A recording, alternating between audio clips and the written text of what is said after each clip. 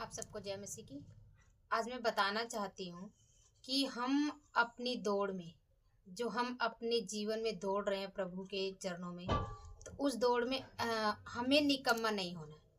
क्योंकि हम क्या करते हैं कि जब हम प्रार्थना करते हैं, आराधना करते हैं, तो हमारे जीवन में ये बात नहीं आनी चाहिए कि हम बहुत अच्छे हैं। क्योंकि ऐसा क्या होता है कि ऐसा नहीं है कि हम अपनी प्रशंसा करते हुए हम अपने अंदर घमंड लाके हम जो है निकम्मे ठहरे। हालेलुया।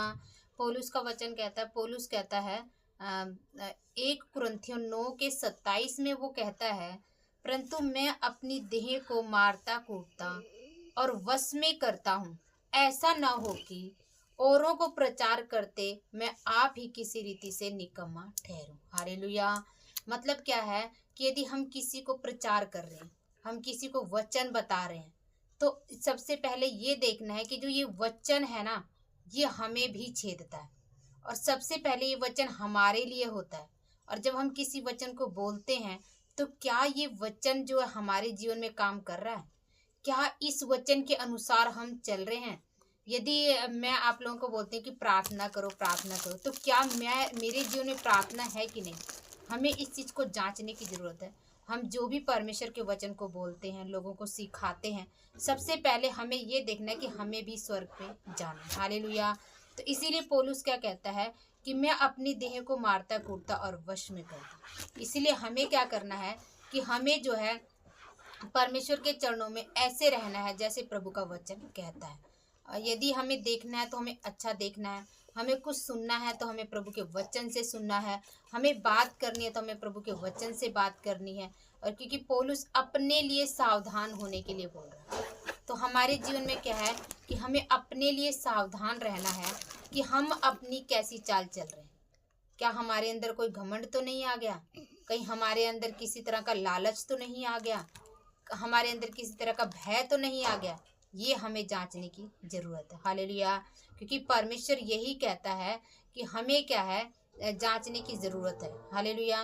तो परमेश्वर में हम जब चल रहे हैं, हम जब उसके वचनों को बोल रहे हैं, तो हमें क्या करना है, अपने आप को जांचना है कि हम कैसी चाल चल रहे हैं, हमारा चाल कैसा है, हमारा बोलना कैसा, हमारा उठना कैसा, हमारा बैठना कैसा है। हालेलुया। क्योंकि परमेश्वर हमारे उठने बैठने से प्रसन्न होता है। क्योंकि दाऊद क्या कहता है कि तू मेरे उठने बैठने को भली भांति जानता है, तू मेरे मन को जांच और परख और जान, और जो भी मुझ में गलतियां मुझे बता। हालेलुया। तो हमें भी क्या करना है, हर रोज परमेश्वर से प्रार्थना करना है और प्रभु को बोलना है, परमेश्वर मेरे अंदर जो भी गलती है प्रभु तू मुझे बता, तू मुझे जांच, तू मुझे परख और मेरी सहायता कर। हालेलुया। जब हम परमेश्वर के चरणों में अपने आप को इस तरह से समर्पित करेंगे, तो क्या क्या करेंगे, हम मसीह की दौड़ को दौड़ेंगे। हालेलुया। क्योंकि जो पौलुस है यही यही बात बोलता है कि हमें मसीह की दौड़ में कैसे दौड़ना है। हालेलुया। पौलुस कहता है 24 वचन में, क्या तुम नहीं जानते कि घोड़े दौड़ में तो दौड़ते सभी हैं, परंतु इनाम एक ही ले जाता है। परंतु वैसे ही दौड़ो कि जो तो जीतो। हर एक पहलवान सब प्रकार का संयम रखता है। वे तो एक मुरझाने वाले मुकुट को पाने के लिए यह सब करते हैं, परंतु हम तो उस मुकुट के लिए करते हैं जो मुरझाने का नहीं। इसलिए मैं तो इसी रीति से दौड़ता हूँ। हालेलुया। वो क्या कह रहा है कि मतलब जो पहलवान दौड़ता है या जो कोई रेस में दौड़ता है, वो किसी इनाम के लिए दौड़ते हैं, लेकिन हमारी दौड़ जो है ये सच्ची है और हमें ऐसे ही दौड़ना है। हालेलुया।